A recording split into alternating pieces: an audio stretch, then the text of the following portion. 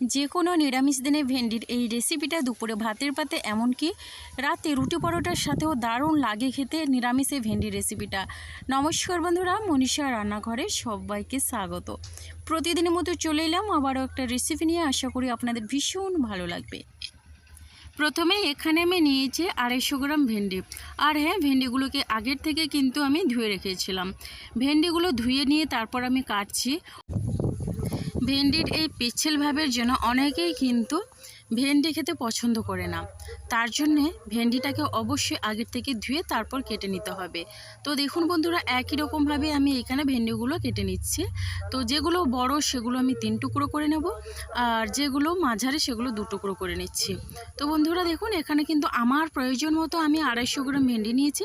আপনারা কম বেশি করে ভেন্ডি নিয়ে নিতে পারেন আপনাদের প্রয়োজন মতো। এবার এখানে ভেন্ডির এই রেসিপির জন্য নিয়েছি একটা বড় সাইজের আলুগুলোকে এইভাবে পাতলা রেখে একটু লম্বা লম্বা করে কেটে নিয়েছি। এবার রান্নার জন্য গ্যাসে কড়াই বসিয়ে দিয়েছি। কড়াইটা গরম করে এখানে দিয়ে দিলাম বেশ কিছুটা পরিমাণে সর্ষের তেল। এবার আমি তেলটাকে বেশ ভালোভাবে গরম করে নিয়েছি। তেলটা গরম করে নিয়ে দিয়ে দিচ্ছি 1 চিমটে মতো লবণ, আর লবণটা দিয়ে তেলের সঙ্গে বেশ ভালোভাবে মিশিয়ে নিলাম। এখন আমি দিয়ে দিচ্ছি কেটে রাখা ভেন্ডিটা দিয়ে আমি বেশ ভালোভাবেই নাড়াচাড়া করে নেব।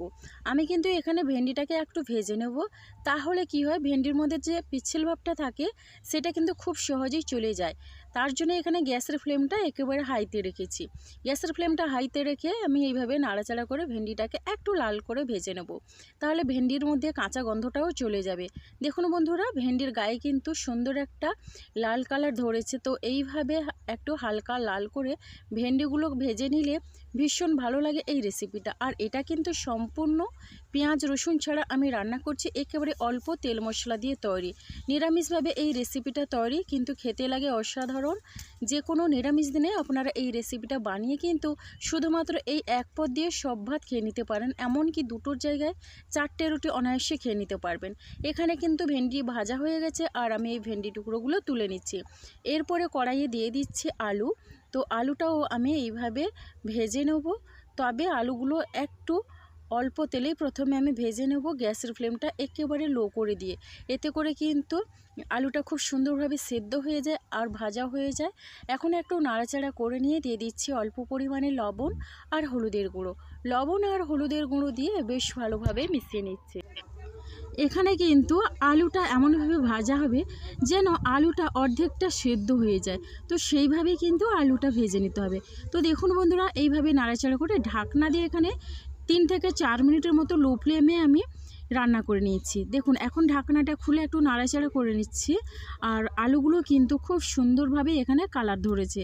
দেখেই বুঝতে পারছেন, এইভাবে লাল করে আলুটাকেও ভেজে নেব। এখন আলু ভাজা হয়ে গেছে আর আমি আলু তুলে নিচ্ছি। দেখুন, আলু ভেন্ডি খুব সুন্দরভাবে ভেজে নিয়েছি। এবার আমি রান্নার জন্য কড়াইয়ে দিয়ে দিলাম সর্ষের তেল।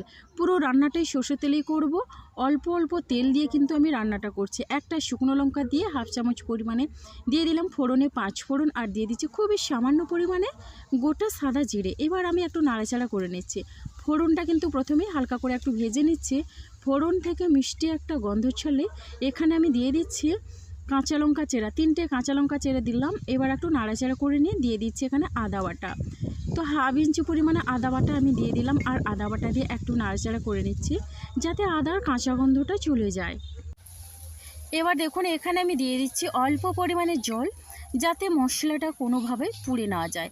এবার আমি জলটা দেওয়ার পরে একটু মিশিয়ে নিচ্ছি। তো দেখুন বন্ধুরা, জলটা দিয়ে মিশিয়ে নেওয়ার পরে এখানে আমি দিয়ে দিচ্ছি হলুদের গুঁড়ো প্রয়োজন মতো, আর দিয়ে দিচ্ছি এখানে সামান্য পরিমাণে জিরের গুঁড়ো, আর দিচ্ছি খুবই অল্প পরিমাণে ধনে গুঁড়ো। এখন আমি বেশ ভালোভাবে মিশিয়ে নিচ্ছি গুঁড়ো মশলাটা দিয়ে। তো এই পদ্ধতিতে একবার ভেন্ডি রান্না করে দেখুন, দেখবেন ভীষণই ভালো লাগবে। অনেক রকমভাবে ভেন্ডি আপনারা রান্না করে খেয়েছেন, গ্যারান্টি দিয়ে বলতে পারে এইভাবে একবার রান্না করে খেলে কিন্তু মুখে স্বাদ লেগে থাকবে। একেবারে অল্প তেল মশলা দিয়ে তৈরি ভেন্ডি আলুর এই রেসিপিটা। এখন আমি দিয়ে দিচ্ছি প্রথমেই আলু।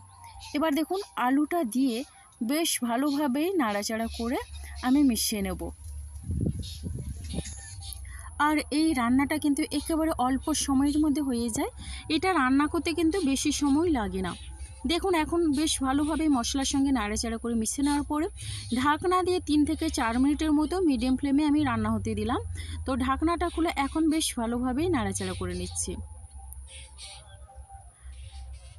তো দেখুন বন্ধুরা, এখানে কিন্তু আলুটা কিন্তু মশলার সঙ্গে খুব সুন্দরভাবেই ভাজা ভাজা হয়ে গেছে।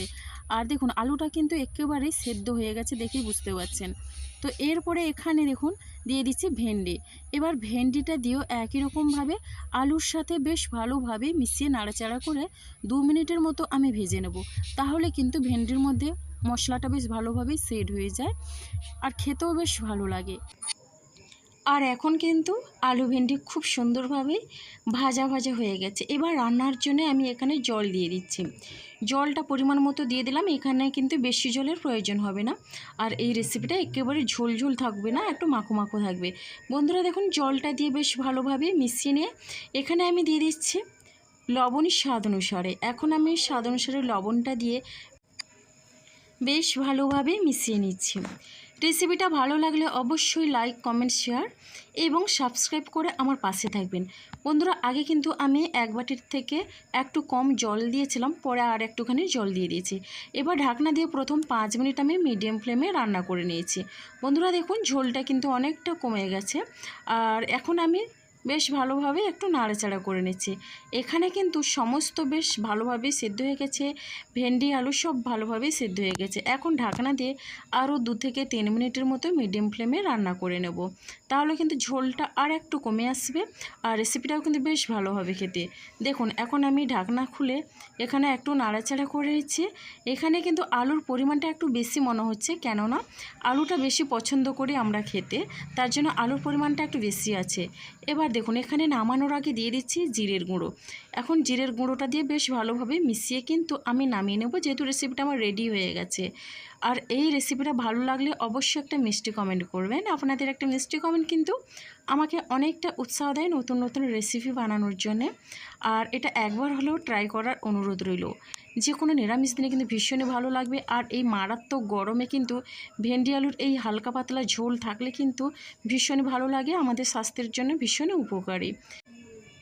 আর দেখলেন তো মাত্র কয়েক মিনিটের মধ্যে ভেন্ডি আলুর এই হালকা পাতলা ঝোলটা রেডি হয়ে গেল। কতটা লোভনীয় হয়েছে দেখেই বুঝতে পারছেন, একেবারে তেল মশলা কম দিয়ে তৈরি করলাম। তো আজকের রেসিপিটা আমার এই পর্যন্ত। আর আগামীকাল আসবো আবারও একটা নতুন রেসিপি নিয়ে। আপনারা সবাই সুস্থ থাকুন, ভালো থাকুন। অসংখ্য ধন্যবাদ আর অনেক অনেক ভালোবাসা রইল। তাহলে বন্ধুরা আজকের মতো টাটা।